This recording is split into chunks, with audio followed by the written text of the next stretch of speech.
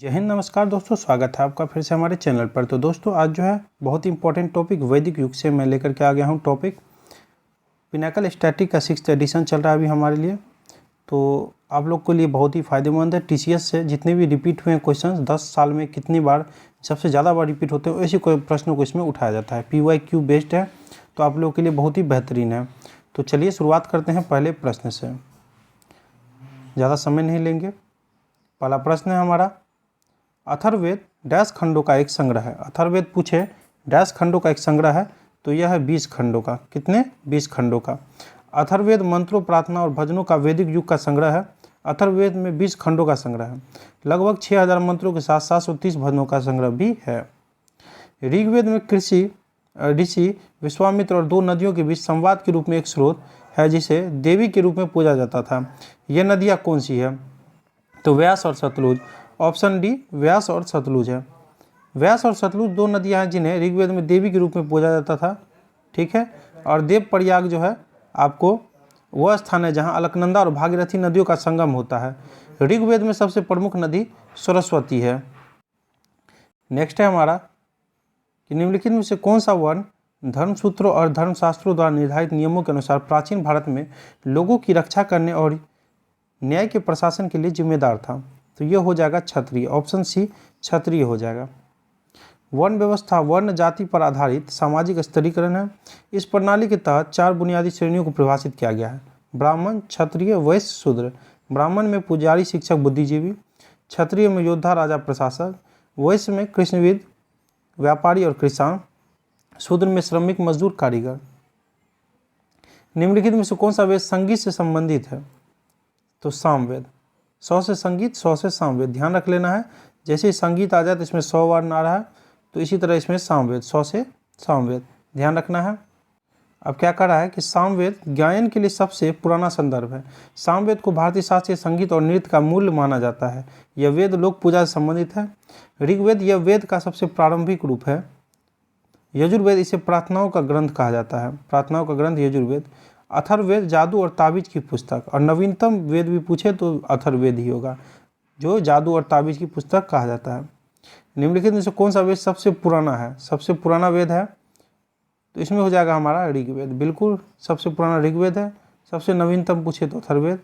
4 वेद है ऋग्वेद, यह वेदों में सबसे पुराना है। सामवेद गायन के लिए सबसे पुराना संदर्भ। यजुर्वेद जो इसे प्रार्थनाओं की पुस्तक भी कहा जाता है। अथर्ववेद जादू और आकर्षण की पुस्तक। ऋग्वेद 10-28 भजन, अग्नि, इंद्र, देवताओं सहित ऋषियों को समर्पित है। आगे है 1800 से 1500 ईसा पूर्व की 30 ऋग्वेद पांडुलिपियों को यूनेस्को की memory of the world register में किस वर्ष शामिल किया गया था? तो यह किया गया था 2007 में। ऑप्शन डी हमारा राइट हो जाएगा, 2007। चलिए आगे बढ़ेंगे। पुराणों के अनुसार भगवान विष्णु ने पृथ्वी को बचाने के लिए डैश का रूप धारण किया और जो पानी में डूब गई थी? तो एक वराह का ऑप्शन बी हो जाएगा। आगे है, एक व्यक्ति का वैदिक दृष्टिकोण और समाज के साथ उसका संबंध जीवन के 4 लक्ष्यों से निर्धारित होता है। निम्नलिखित में से कौन इन लक्ष्यों में से नहीं है? तो जो है वो देख लेते हैं। अर्थ है, मोक्ष है, धर्म है। सिद्धि नहीं। ऑप्शन ए हमारा राइट हो जाएगा। सिद्धि वो लक्ष्य नहीं है जो किसी व्यक्ति के वैदिक दृष्टिकोण और समाज के साथ उसके संबंध को निर्धारित करता है। किसी व्यक्ति के जो है दृष्टिकोण को निर्धारित करने वाले 4 लक्ष्य काम है: अर्थ, धर्म और मोक्ष। लक्ष्य है काम, अर्थ, धर्म और मोक्ष। रामायण के अनुसार डैश का दूसरा नाम रत्नाकर है। रत्नाकर था, तो बहुत ही आसान है, बहुत बार पूछा गया है। वाल्मीकि का। रामायण के अनुसार डैश के दूसरा नाम रत्नाकर था, तो वाल्मीकि का। रामायण के अनुसार वाल्मीकि का दूसरा नाम रत्नाकर था। वाल्मीकि का जन्म अग्नि शर्मा के रूप में भृगु गोत्र के प्रचेता, जिसे सुमाली के नाम से भी जाना जाता था, नामक एक ब्राह्मण के रूप में हुआ था। पौराणिक कथाओं के अनुसार वह एक बार महान ऋषि नारद से मिले और उनके साथ उनके कर्तव्य पर प्रवचन किया। वैदिक भजनों के मुख्य संग्रह डैश कहलाते हैं? तो कहलाते हैं संहिता। ऑप्शन सी संहिता, ध्यान रखना है।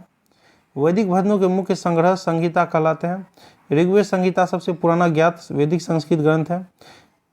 10,028 वैदिक संस्कृत भजनों और कुल 10,600 छंदों का एक संग्रह है, जिसे 10 पुस्तक संस्कृत मंडल में व्यवस्थित किया गया है। भजन ऋग्वेदिक देवताओं को समर्पित है। पुरुष सूक्त किस वेद का एक मंत्र संग्रह है? पुरुष सूक्त जो है किस वेद का एक मंत्र संग्रह है? तो यह है ऋग्वेद का। ऑप्शन सी ऋग्वेद का। पुरुष सूक्त ऋग्वेद का स्रोत है। सूक्त के सबसे अधिक इस्तेमाल किए जाने वाले हिस्से में 24 मंत्र या श्लोक होते हैं। पुरुष सूक्तम भगवान विष्णु को समर्पित है, जिन्हें भजन में महान पुरुष के रूप में वर्णित किया गया है।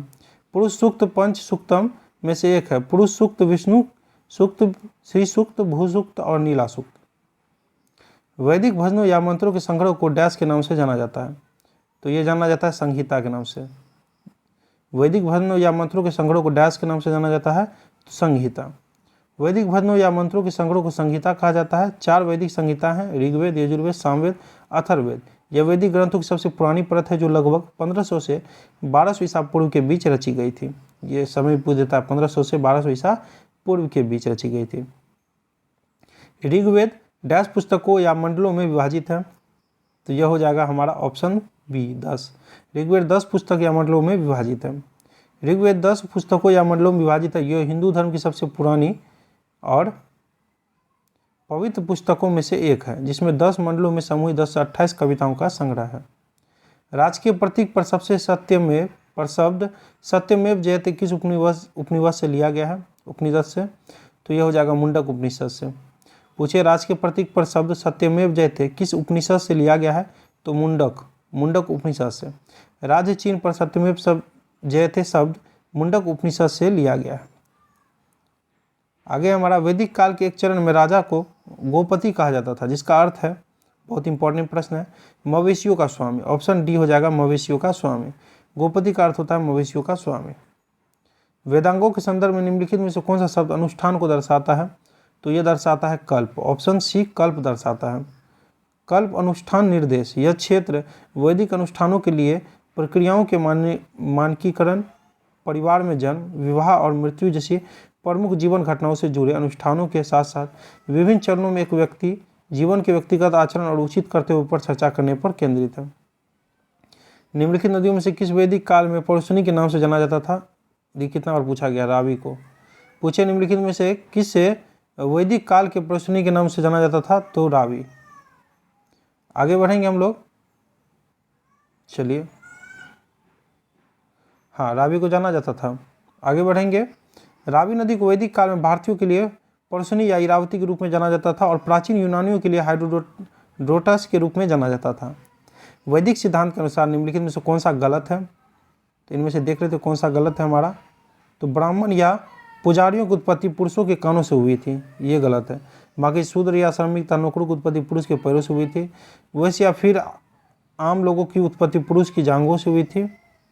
उसके बाद जो हमारा क्षत्रिय या योद्धा शासकों की उत्पत्ति पुरुष की बाँह से हुई थी, भुजाओं से, जिसे कह सकते हैं।